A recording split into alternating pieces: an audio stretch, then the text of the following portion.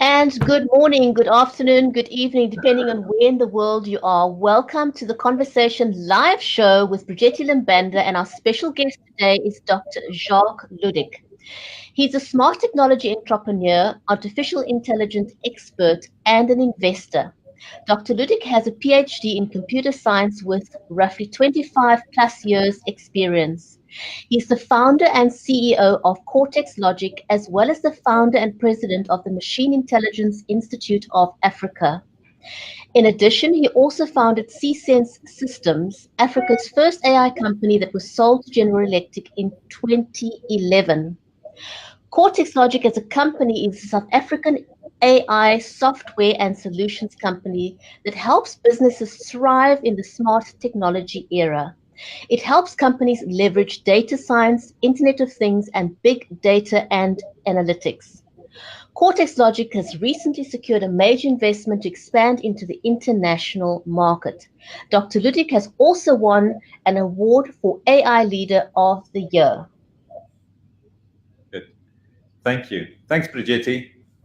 And welcome. Good morning, Jacques. How are you? I'm doing fine, Bridgetti, and thanks for the opportunity. It's great to talk to you. It's a pleasure. Great to have you as a guest on the Conversation live today. Congratulations on the award and the expansion onto the international market. So tell us, what is it that inspired you to start Cortex Logic? Yeah, it's got there's a little bit of history there. I actually got inspired by some of the visionary leaders in Africa as well. But just going back, so I did my PhD in artificial intelligence, obviously inspired by what you can do with smart technology. And you've mentioned CSense Systems. So that was my first AI company that I sold to General Electric. And that was kind of operating in the AI winter period.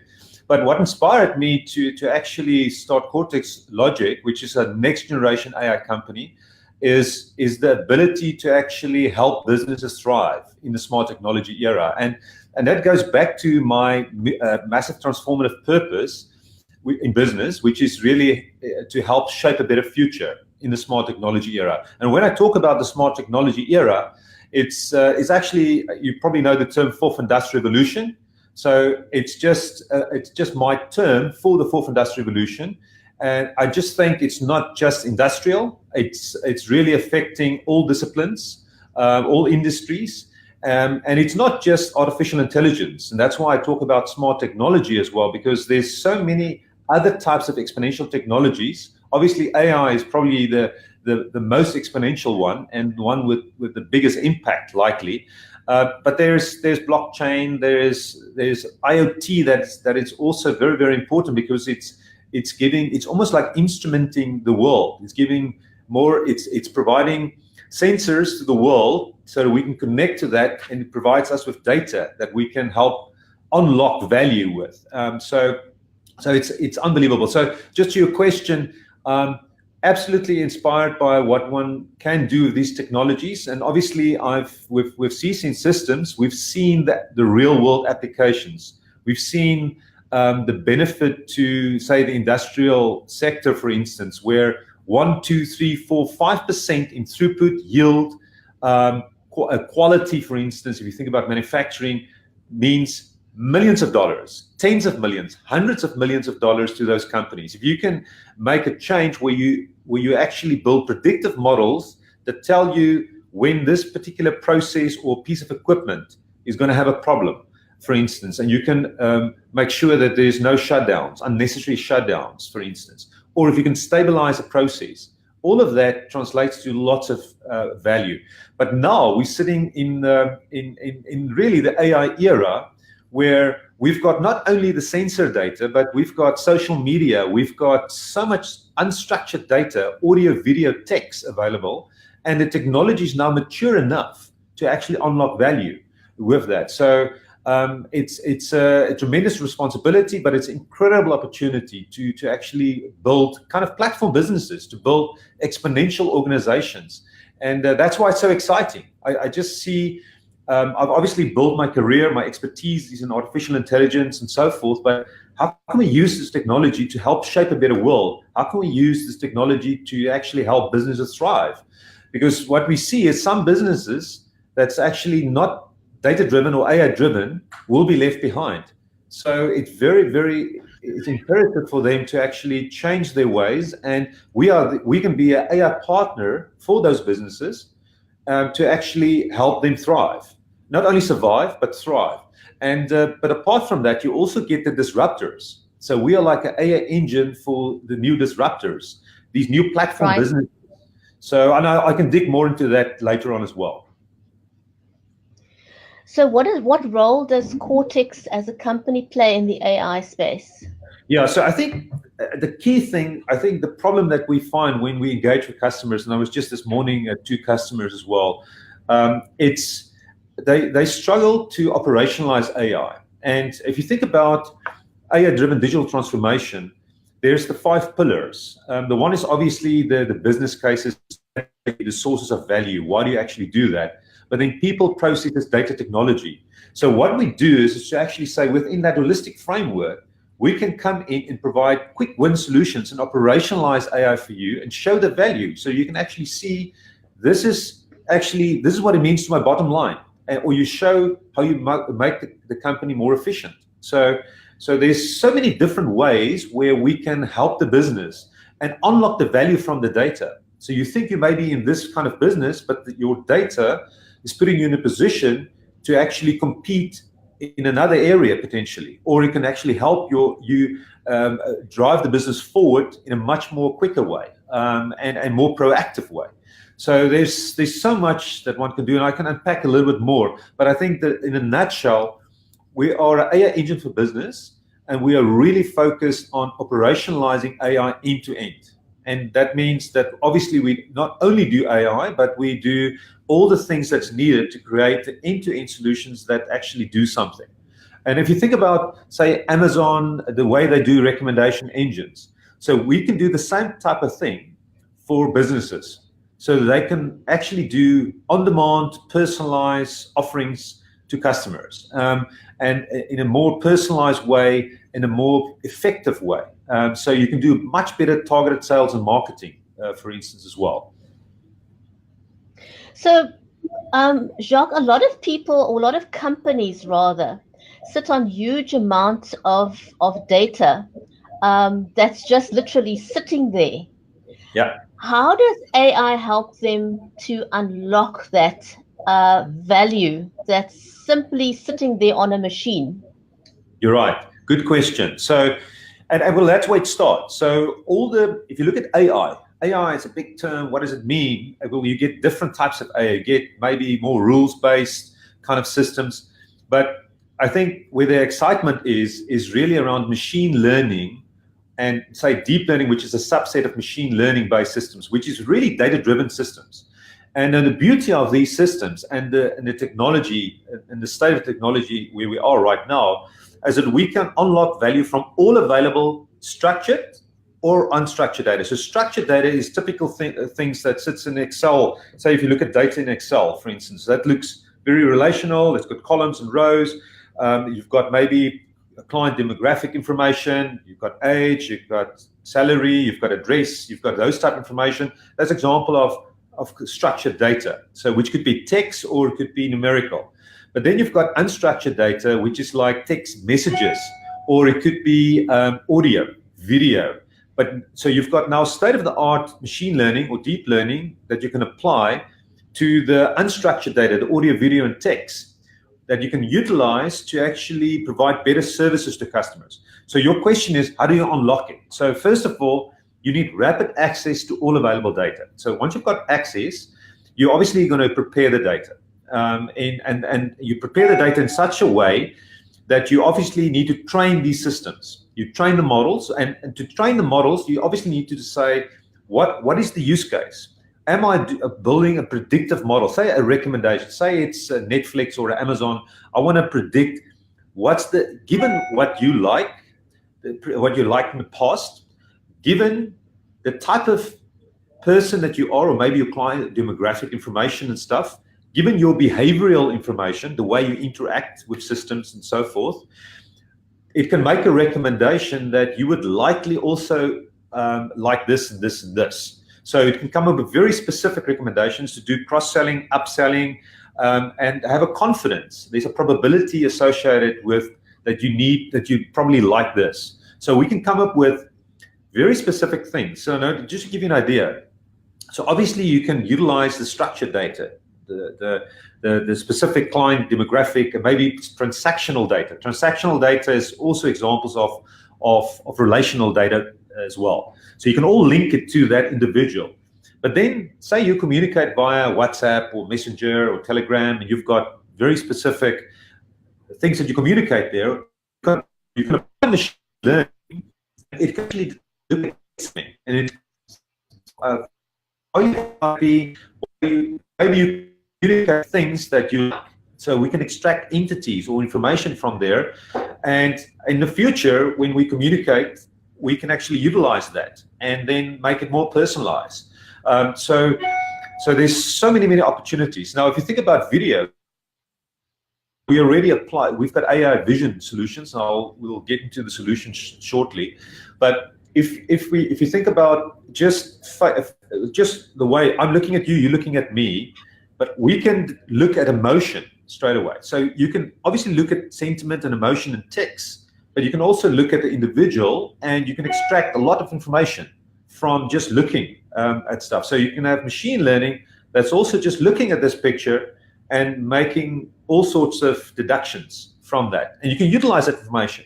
And it's not just about that information that you extract. It's also, maybe it's in context of what we do here. Maybe it's, I'm in a shop and I want to buy something. I'm standing in front of something here. I've got a camera that looks at me, and you can see, oh, this person really likes this or not.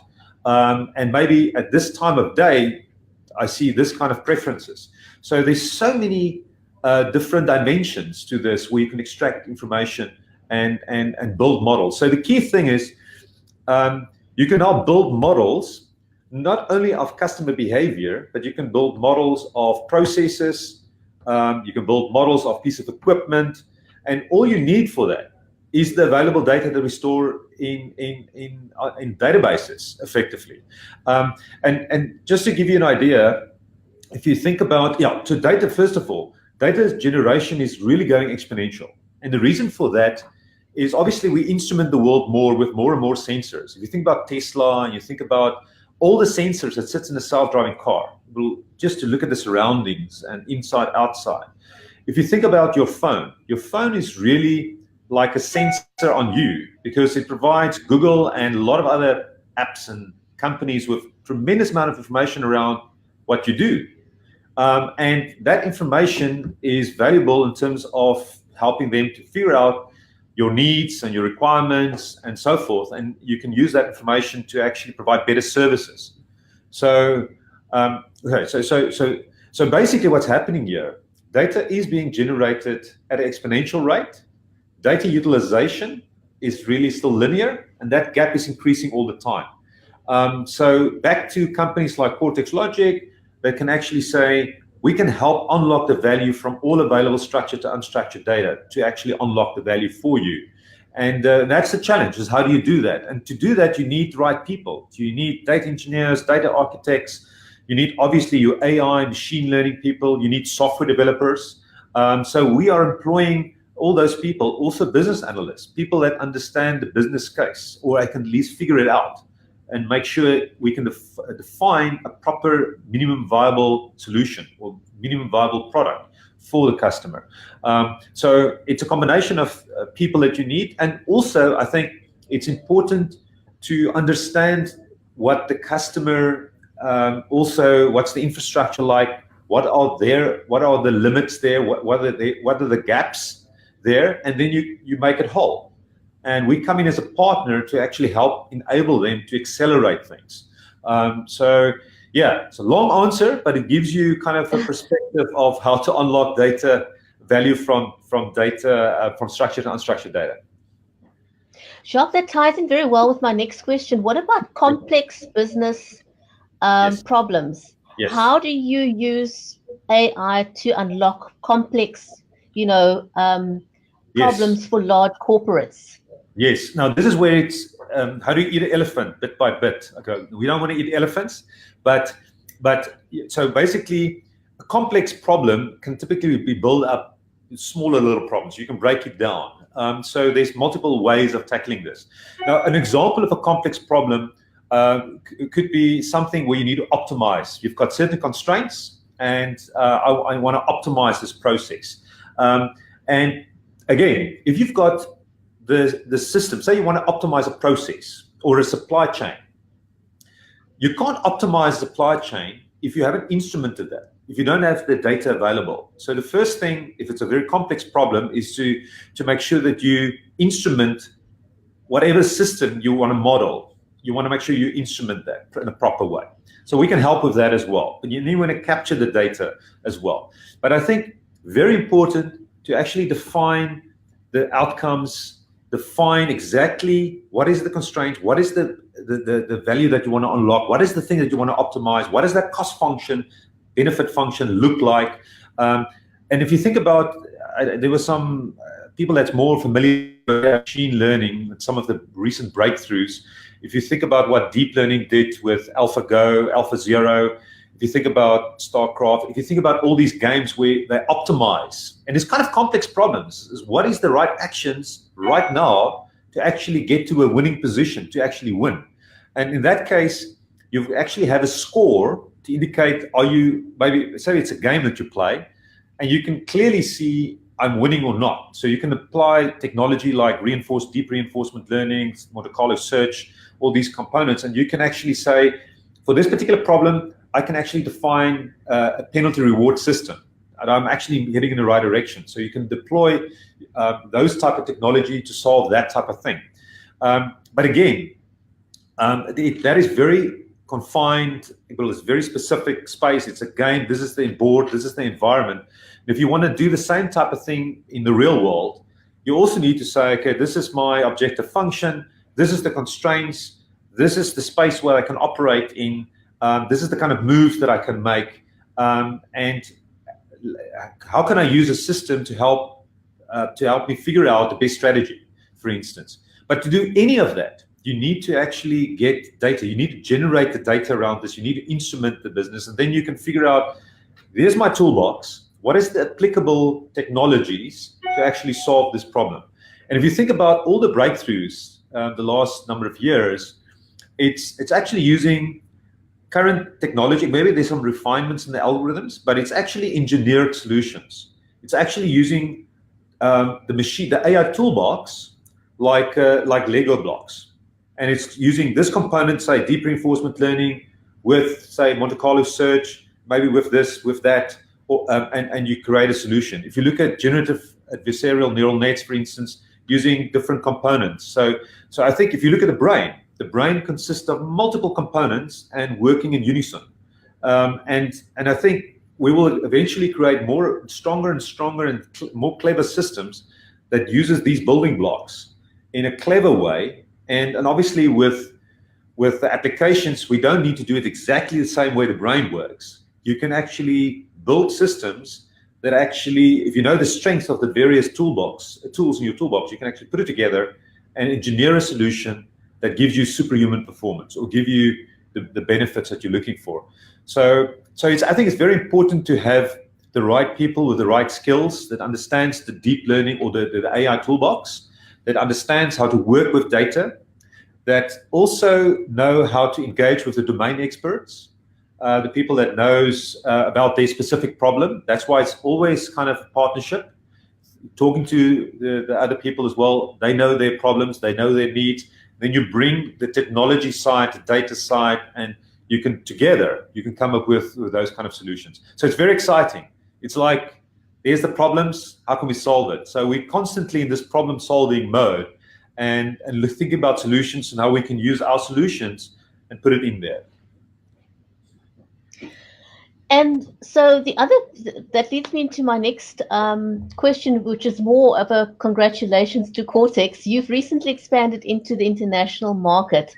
Yes. How did that happen, and how does that benefit Cortex here in South Africa, and how will it benefit your clients having been able to expand into the international market? Yeah, so it's almost like a similar story, except it's a different era. With CSense, we built locally successful solutions and then expanded internationally to Australia. We were very much in the minerals, metals, mining space, for instance, as well, and then took those solutions and took it to all the different continents. And we had distribution solution partners that helped to expand. Now with Cortex, how it helps our customers as well.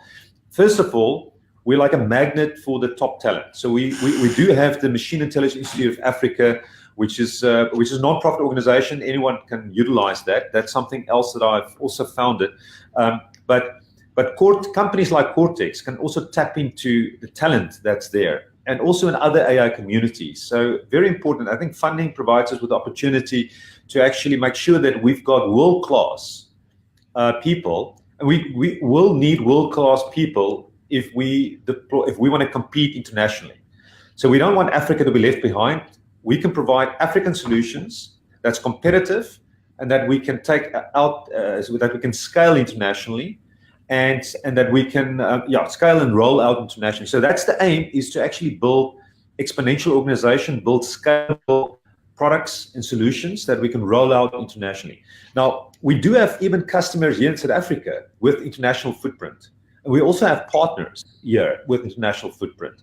So we've got solutions that we implement here. We can roll that out via their international footprints as well. So we always believe in this collaborative channel approach.